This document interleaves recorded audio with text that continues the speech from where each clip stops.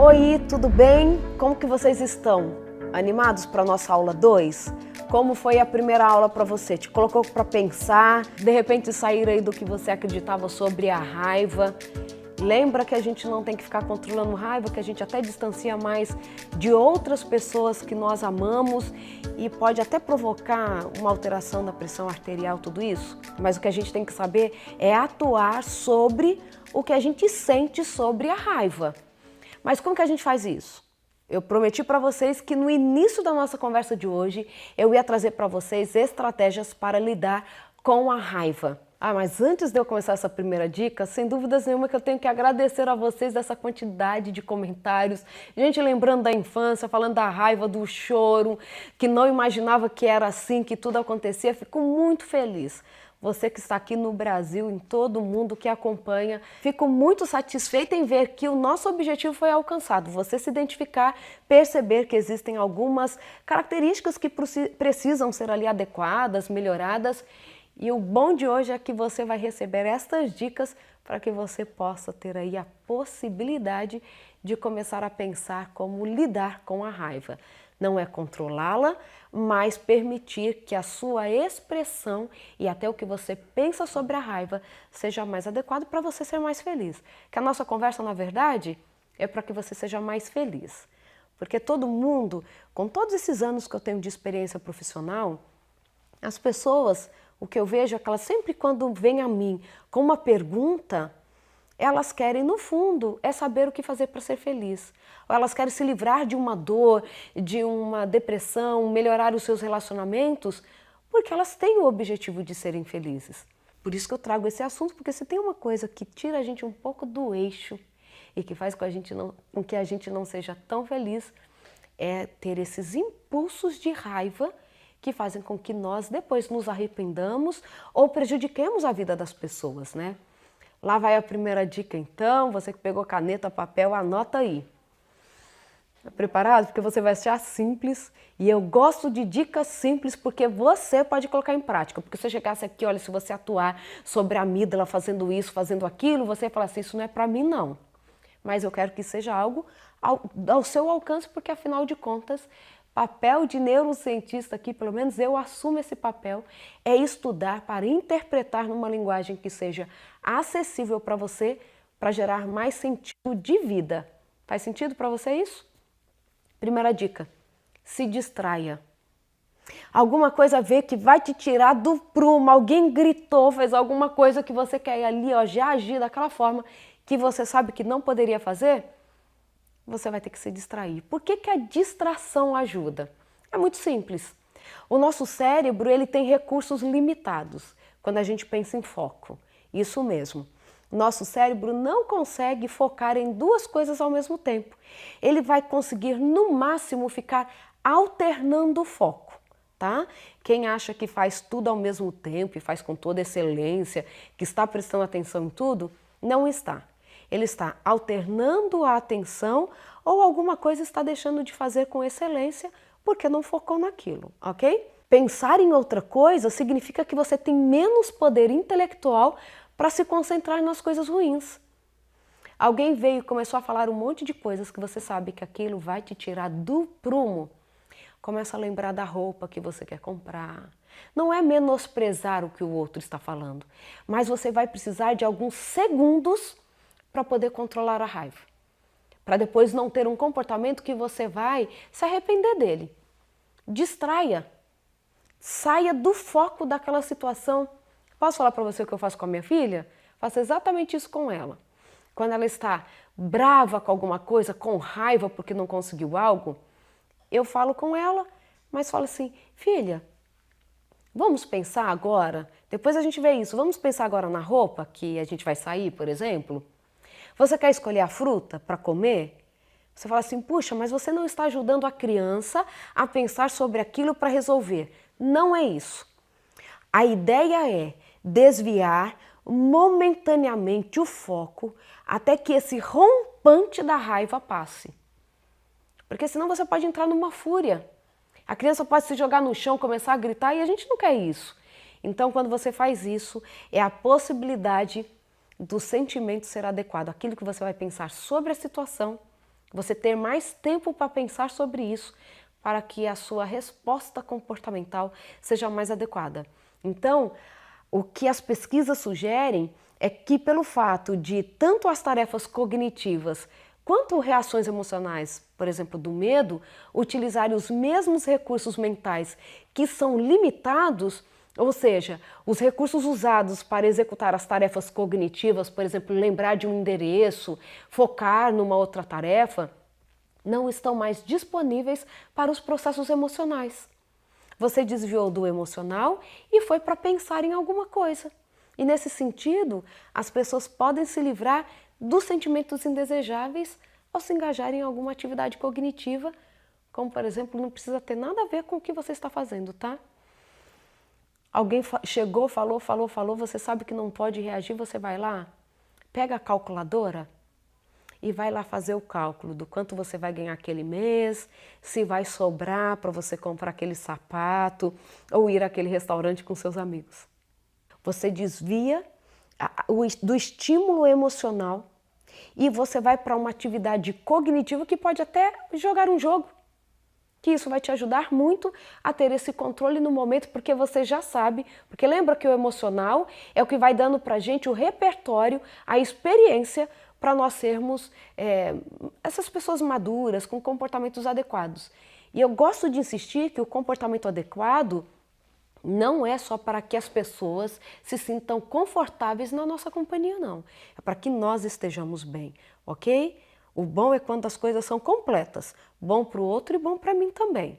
Esse é o ideal e a gente tenta, na maior parte do tempo, na maioria das vezes, alcançar esse objetivo, ok? Mas aí eu sei, quando alguém está gritando na sua cara, é muito difícil de distrair, né? Mas é uma maneira de fazer isso que é muito fácil e apoiada nas pesquisas em neurociência. Você quer saber? Porque eu sei que você pensou nisso. Ah, mas é muito fácil quando... E se alguém chegou e gritou na minha... bem assim na minha cara, o que eu faço? A resposta é reavaliação. Anota a palavra que depois você vai lembrar dessa palavra a partir da explicação que eu vou te dar. Então agora imagine a cena novamente, tá? Alguém está gritando com você a 1 centímetro do seu rosto. E você quer o quê? Gritar de volta. Ou até mesmo bater na pessoa, porque tem gente que é um pouquinho mais efusivo no comportamento, né? Mas se na hora que ele gritou para você, eu dissesse para você que a mãe dele morreu ontem, ou que ela estava passando por um divórcio duro e acabou de perder a guarda dos filhos, você ia querer bater, gritar, ou você ia deixar para lá? Você provavelmente responderia a raiva dela com compaixão. A gente faz isso quando vê uma criança esperneando tal, e fala assim, puxa vida, o pai dela está internado. Nós nem achamos a birra tão incômoda assim. É assim ou não é? O que mudou? Quando a pessoa falou diante de você e você queria gritar, e se você não tivesse nenhuma informação adicional, você talvez teria respondido à altura, mas eu chego para você e falo assim, olha, a mãe dela morreu ontem. O que mudou? Não foi o evento. Porque a pessoa gritar continuou ali, ela gritou. A situação é a mesma, mas a história que você contou a si mesmo sobre o evento mudou tudo. Então, eu gosto muito de falar sobre isso, porque é assim, ó, o que muda não é o comportamento do outro, é o que eu penso sobre o comportamento do outro que me traz a possibilidade de escolher o comportamento que quero emitir. Faz sentido para você? Tem um pesquisador muito famoso, o Albert Ellis, e ele diz, você não fica frustrado por causa de eventos, fica frustrado por causa de suas crenças. Agora eu comecei a complicar, né? Algumas coisas. Você acha que é complicação, mas lembra que a nossa proposta é trazer para você atitude? Que bom que está nas suas mãos e mudar essa situação.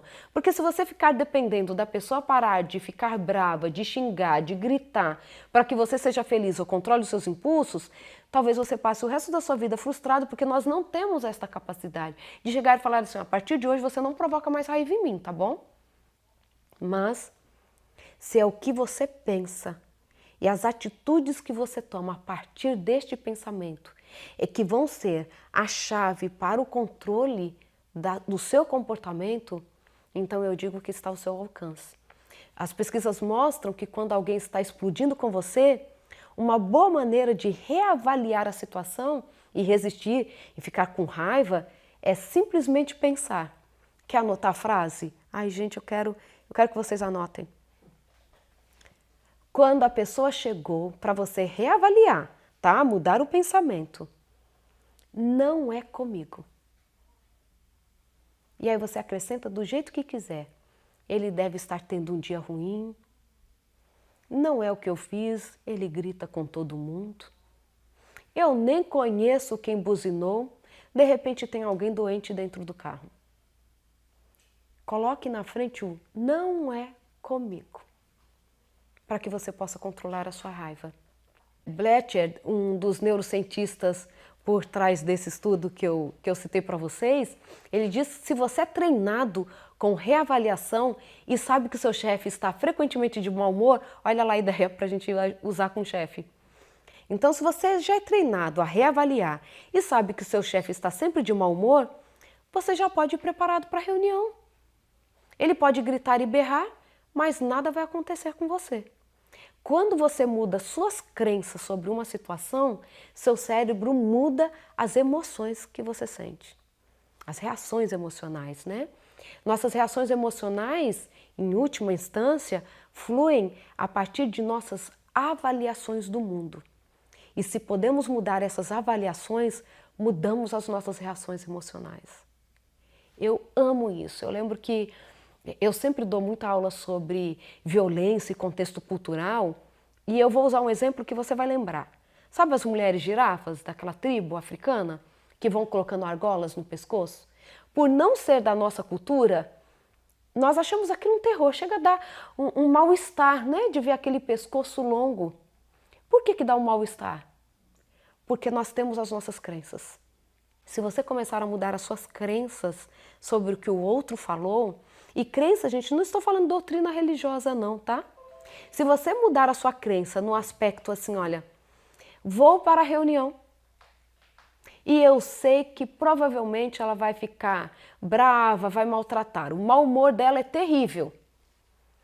E o que ela disser não é comigo. Ela falaria para mim, para fulano, para ciclano, é quem estivesse na frente dela. Não é comigo. Você mudou a sua crença. Porque talvez o que você faça até hoje é assim, ó. Ah, gritou, eu vou gritar mesmo. Quem ela acha que, com quem ela está falando? Ah, eu devo fazer alguma coisa errada mesmo, porque toda vez é comigo. Olha, se ela gritar hoje, a gente tem que mudar a forma de pensar e começar a colocar isso em prática. E aí vem algo que é muito importante. Veja como se livrar da raiva. Não libere no aspecto de gritar e de achar que assim as coisas se resolvem. A comunicação é boa, mas a liberação só aumenta a raiva. Se você for no tom, só vai aumentar a sua raiva. Algo que poderia passar em segundos pode durar minutos e, dependendo, horas. A ponto que muitas vezes nós vemos que a pessoa sai e volta e faz alguma coisa muito grave contra aquela pessoa. Inclusive chegam a cometer homicídio. Por quê? Porque ela falou, aumentou a raiva e ela não controlou. Por isso que a gente fala da distração. Tire a sua mente daquele foco. Reavalie. A reavaliação, geralmente, é a melhor opção. Pense consigo mesmo. Não é comigo? Ela deve estar tendo um dia ruim. Ou mais um dia ruim, mais um ano ruim, que seja. Mas isso vai ajudar você a controlar. Anotou aí as dicas? Gostando? Faz sentido? Se você usar essas duas, junto com algumas que eu já dei na nossa primeira aula, se você não assistiu, volta lá e assiste, porque foi muito interessante o nosso bate-papo. Então, ó, distraia, o cérebro não consegue focar em duas coisas ao mesmo tempo e reavalie a situação, porque isso vai te ajudar a lidar.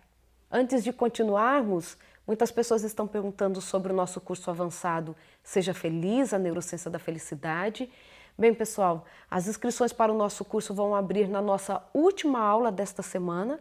Vai ser incrível. Preparei uma oportunidade única para cada um de vocês, mas preste atenção. São dezenas de milhares de participantes do nosso evento. Logo quando as inscrições abrirem na nossa aula 4, é possível que as vagas esgotem rapidamente. Então, para você que já sentiu que este momento é para você, que já se decidiu a ir além comigo nesse curso avançado, logo aqui abaixo do vídeo você encontrará um botão verde para fazer a sua pré-inscrição e ingressar no grupo VIP, onde vou tirar todas as dúvidas e, principalmente, liberar o link de inscrição de forma antecipada, 1 hora antes da nossa última aula, viu? 1 hora antes da nossa última aula, com uma condição exclusiva para os pré-inscritos. Desta forma, você terá certeza de que conseguirá uma vaga. Então, não perca essa oportunidade. Se você já decidiu, pode fazer agora mesmo, é bem rápido, clique em Quero fazer minha pré-inscrição no curso avançado Seja Feliz. Combinado? Está pronto aí de novo? Já pegou caneta, papel? Porque nós vamos conversar sobre o medo. O medo é uma emoção que surge para proteger a nossa vida. E muitas vezes nós olhamos para a emoção como se fosse algo negativo e não é. Primariamente, o medo, ele surge para proteger a nossa vida. Você não sobreviveria à infância, por exemplo, se você não sentisse medo. Sempre que vamos executar uma ação da qual coloco de alguma maneira a minha vida em risco, a gente vai sentir medo. Eu vou sentir medo, você vai sentir medo.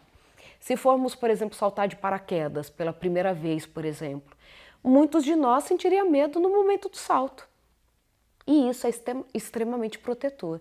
A amígdala, que eu já disse para vocês, que é essa estrutura cerebral envolvida com o medo, ela é responsável pela detecção, geração e manutenção das emoções relacionadas ao medo, bem como o reconhecimento de expressões faciais de medo e coordenação de respostas apropriadas à ameaça ou perigo. Deixa eu te explicar então, por exemplo, por que a amígdala, que está envolvida com medo, quando nós estamos olhando para alguém que está com uma face de medo, a gente também sente medo e ela reage.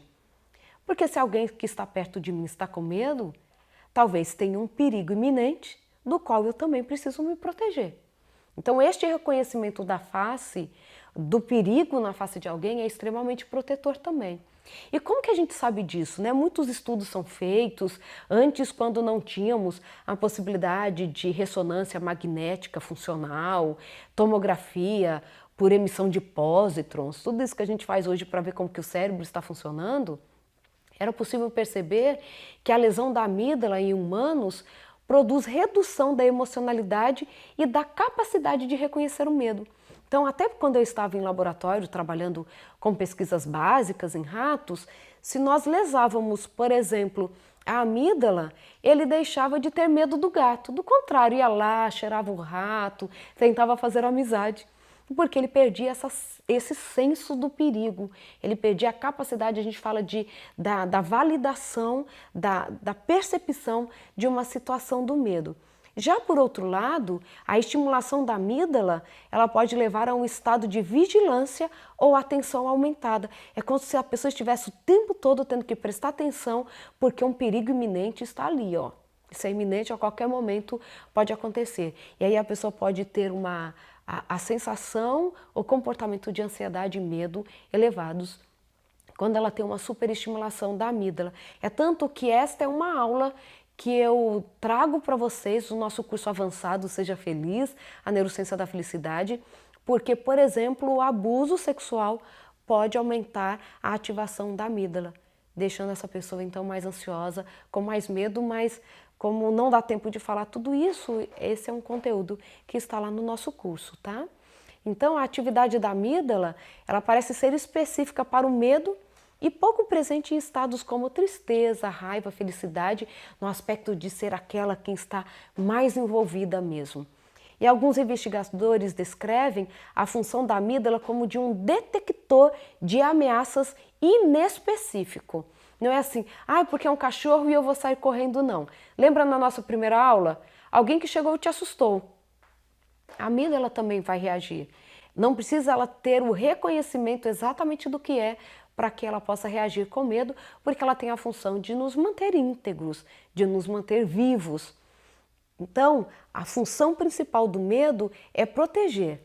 Porém, ao mesmo tempo que ele te protege, ele também te bloqueia, impede de realizações. Muitas vezes o medo pode te prejudicar por impedir de fazer algo. É normal uma pessoa sentir medo de altura e precisamos ter. Isso vai proteger de uma possível queda, por exemplo. A gente não sai para andar, pendurar na janela de um apartamento do 23º andar para ver o que acontece. Por exemplo, um empreendedor que possui várias empresas possui medo de comprar uma nova empresa. Então, nesse caso, o medo surge por falta de informações, talvez. O medo condicionado ou aprendido é causado pela maioria dos estímulos que se tornam avisos de que situações ameaçadoras podem acontecer novamente. Por exemplo, você no trânsito, infelizmente isso já aconteceu com alguns de vocês que estão nos assistindo, estão acompanhando essa aula, né?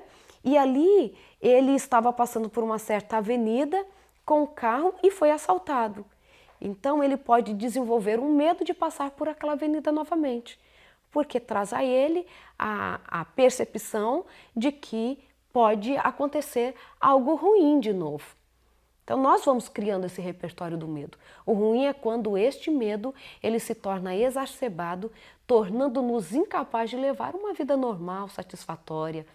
Agora existem medos que assim, nós nem sabíamos que um dia eles existiriam, mas já podemos, por exemplo, falar de um medo. E aí se você tem esse medo, tenta escrever essa palavra, tá bom? E diga assim, eu tenho nomofobia, que é o medo de ficar sem o celular.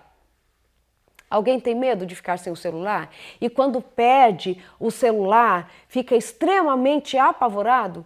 É tão interessante que a gente vê estudos que mostram que, para muitos de nós, e vai ser mais evidente nos nativos digitais, que o celular tem uma representação no cérebro do tanto que você usa, tudo você precisa dele, ele é o seu despertador, a sua agenda, a sua reunião, que ele passa a fazer parte do seu corpo, é como se fosse um membro mesmo. É como se você, quando você fica longe do celular, é como se você tivesse perdido um membro do corpo. E é por isso que dá esse desespero e essa procura.